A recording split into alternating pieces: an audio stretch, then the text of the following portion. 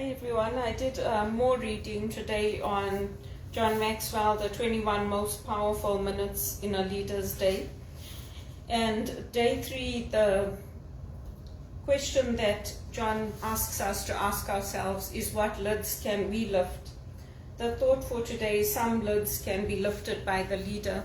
So he's focusing on warfare, he's focusing on David and Samuel. But what I'm going to do is I'm going to adapt it for the women in the Bible.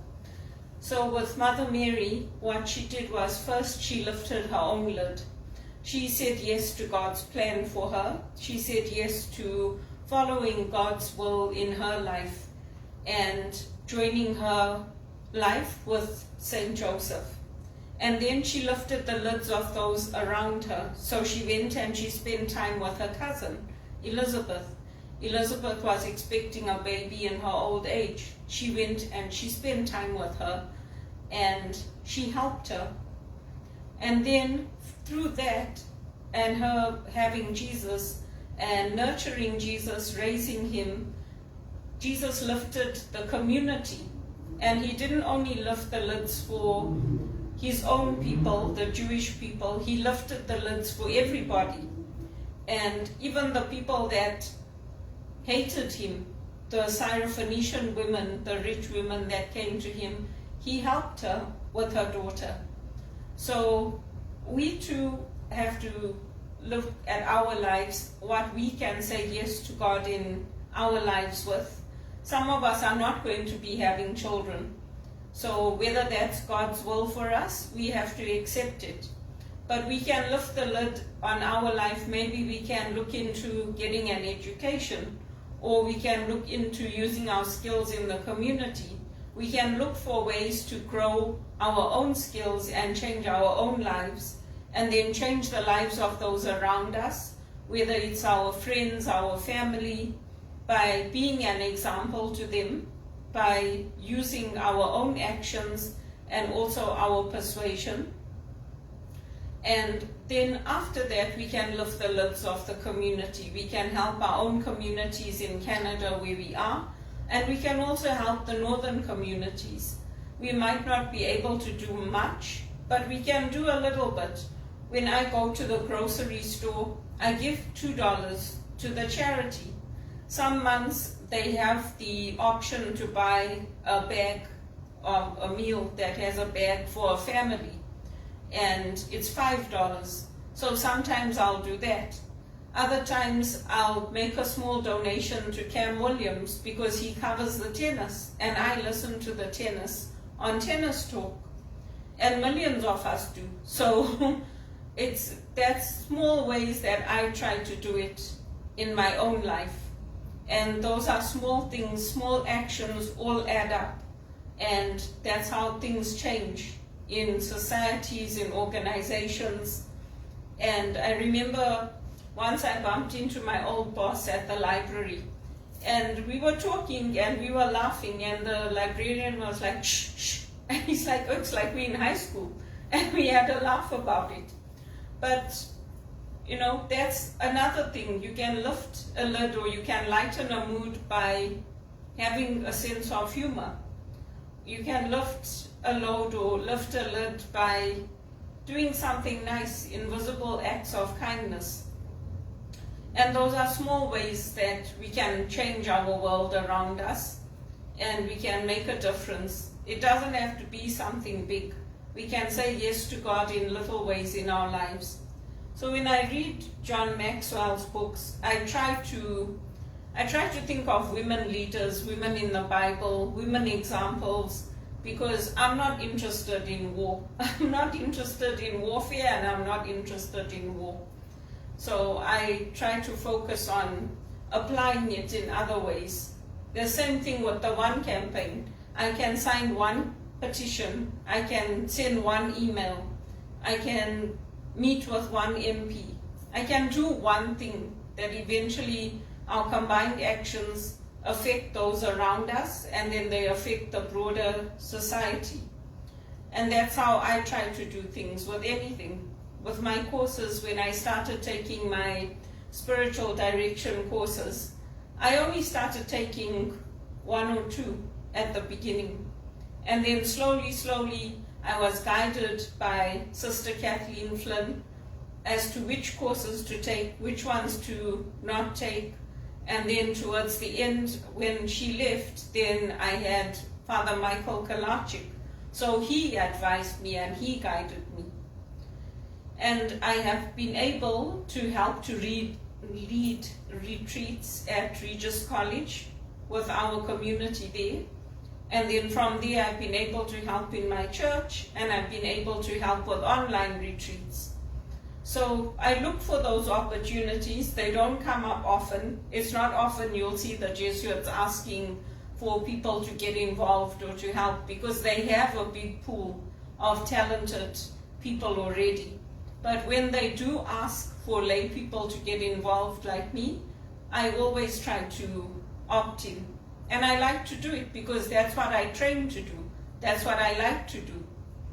So I hope and I pray that things will change. I'm doing a novena now. I'm praying every day using an Our Father and asking for St. Joseph's intercession to open a job for me. And I'm also saying the rosary daily with the ladies at the church. And I like to do it. It's nice to be with everybody, to be in the church. And sometimes I stay for the adoration. Sometimes I don't. It just depends on how I'm feeling. But I take steps every day, and one action a day leads to good things. So if people are interested in warfare and interested in military, this is probably a good book to pick up, because it's looking at David and Samuel and it's looking at their lives. But I try to focus on the women in the Bible for me, and I try to focus on that because I am a woman, and I like to reflect on the women and what the women did. And the other thing that Jesus' mother did, Mother Mary, is at the wedding feast in Cana, she had Jesus turn the water into wine. She didn't have to ask him to do it for their wedding. She could have left them to be embarrassed and not have any wine for the guests, but she did it to help them. So in the same way, we can leave people to be embarrassed. We can leave people to not have schools, not be able to access Catholic schools, not be able to have jobs, and just leave them. It's their problem. We don't have to get involved.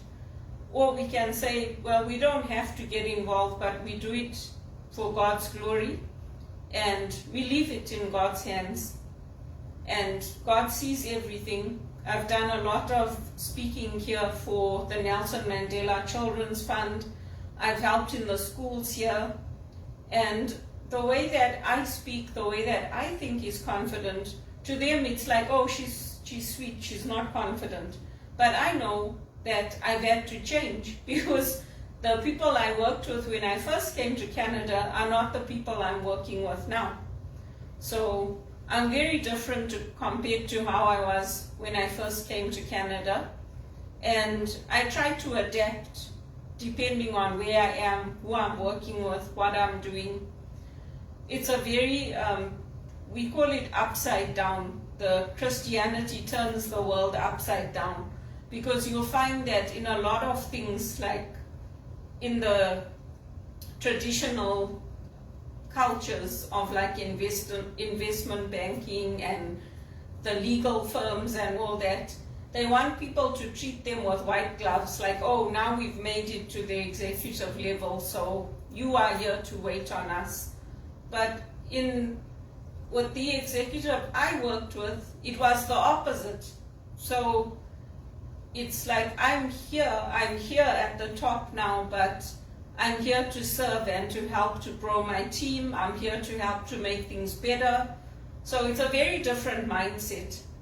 And I think if you've worked in a culture where you've seen that in action, where you've been a connector, where you've been respected and treated well, and I was when I was in England, I think it's very different to go into that culture where you're dealing with executive who think that, oh, now I'm king, because that's not really how it's supposed to work.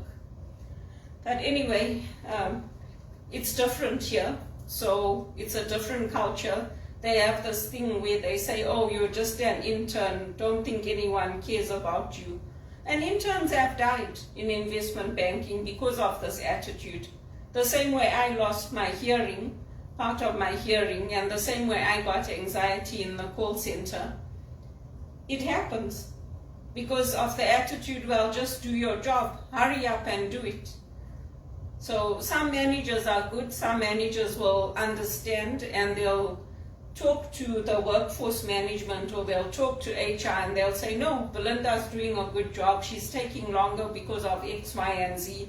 Or like we had new headsets brought in where we could adjust the volume. Before we couldn't. If somebody was screaming into your head, they were screaming into your head, there's nothing you could do.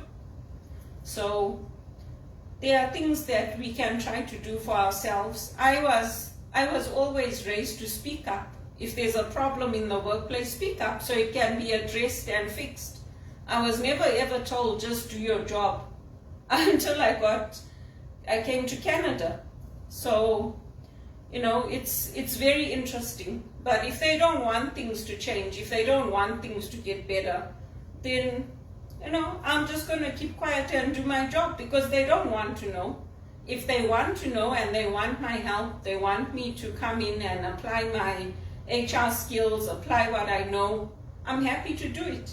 But if people don't want to know, like today a recruiter called me and she said the line was cutting in and out. So I was talking and then she said, you keep interrupting me. I said, I didn't hear you. So that's how it goes. I don't know what she's dealing with in her life. She called me, I called her back and she said, what is this call about?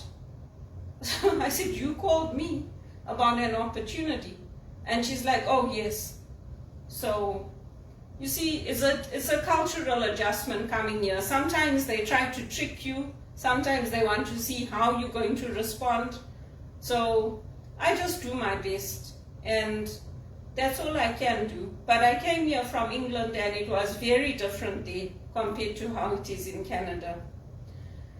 So I hope it helps others, and I'm going to keep putting my plug in that I'm looking for speaking engagements, I'm looking for work, I have managed offices in the UK, in Zimbabwe, I've run departments here in Canada, so we have to wait and see what happens. And all of us who were executive assistants at TD when I was there, we ran our departments, we ran out the administration for our executives.